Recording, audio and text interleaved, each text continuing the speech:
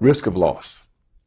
You must distinguish the issue of title from the issue of risk of loss.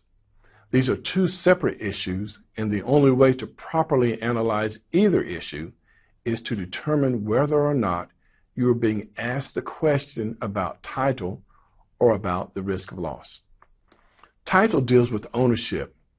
Risk of loss deals with the issue of who bears the loss if these items are destroyed after being identified to the contract.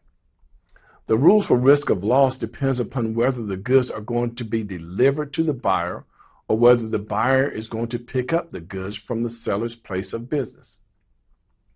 Under the UCC, we refer to it as delivery or non-delivery. If the goods are going to be delivered, the risk of loss depends upon whether it is a shipment or a destination contract. Remember, this is a sale of goods. So until the risk of loss transfers to the buyer, the seller bears the risk of loss. Under a shipment contract, the risk of loss passes to the buyer when the goods are shipped. And under a destination contract, the risk of loss passes to the buyer when the goods reach their destination, the buyer's place of business. For example, if we order 100 laptops from Laptop City Incorporated, and they are destroyed when the freight truck crashes and burns, who bears the financial loss associated with the destruction of those laptops? Well, if it is a shipment contract, the risk of loss passes to the buyer when the goods were delivered to the carrier for shipment. So the buyer will bear the risk of loss. But if it was a destination contract, the risk of loss does not pass to the buyer until the goods reach their destination. So the seller will still have the risk of loss because the goods have not reached their destination. But what if the goods were not being delivered, but instead being picked up by the buyer from the seller's place of business? Well, I'm glad to say there are a whole new set of rules for that. With non-delivery, if the goods are held by the seller for pickup, risk of loss is determined by whether the seller is a merchant or a non-merchant.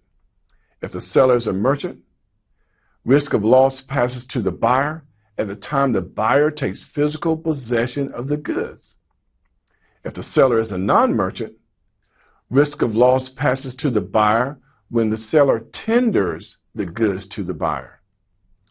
For example, you purchase a lawnmower from Sears and a go-kart from your neighbor at a yard sale on the same day. Let's assume you pay for each item and they both offer to let you take it at that time.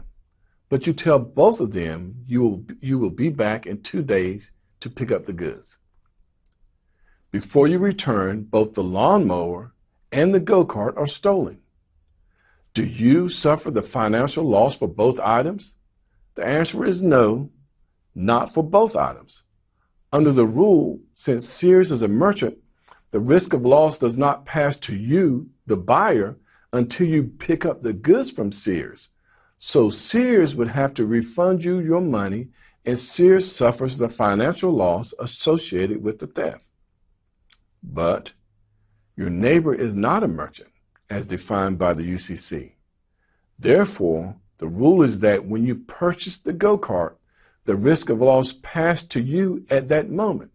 So when the go-kart was stolen from the neighbor's yard, you have to bear the risk of the financial loss, and the neighbor would not owe you any refund for the go-kart. Again, here's the rule. If the goods are going to be delivered, the risk of loss depends upon whether it is a shipment or a destination contract. If the goods are not going to be delivered, the rule depends upon whether the seller is a merchant or a non-merchant.